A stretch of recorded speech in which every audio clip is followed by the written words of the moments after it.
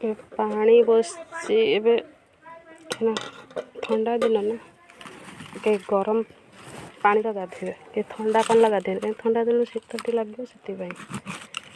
भात रंधा सरला आमर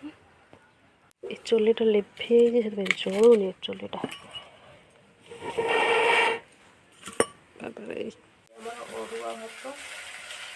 ये उष्णा भात मु अरुआ भात खाइनि ना सोमवार समस्ते उष्णा भात खाइए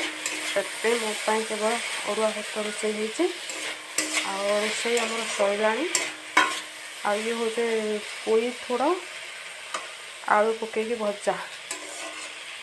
आप एमती कर खाते बहुत भल लगे मैंने जो पोई थोड़ा पाचे थो जो दर पतला हो अग अग तब आलू टे पकई फुटण लंका छुक देवे बहुत टेस्ट लगे आम आज रोषे कौन है आपण देखा ये हूँ कोथ डाली डालमा एदा खट्टा मीठा देगी कदली आलू भजा को बैगण फाड़ी भजा चर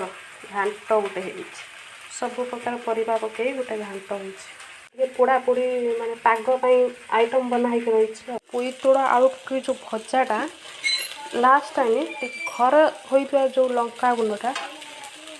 टिके जस्ट पकेले तर टेस्टा बहुत भल आसो किना लंका गुंडा पकेबनी घर तैयार लंका गुंडा पकेबे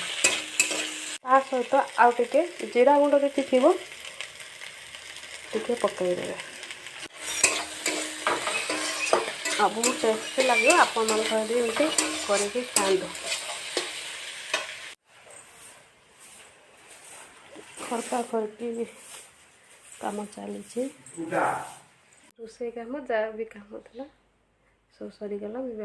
मो रूम को आस रेस्ट बाबू भी जाते मार्केट आए कहीं आसी ना आसले आपको देखे रोषे तो खत्म हो गला तापर आमर देखी मो रोषे करवा टे सिलाई देती गाँव समस्त ना बाकी अच्छे आहरी ताकू आज कंप्लीट करवा चलते नेक्स्ट टाइम आप सहित कथा रही जय जगन्नाथ।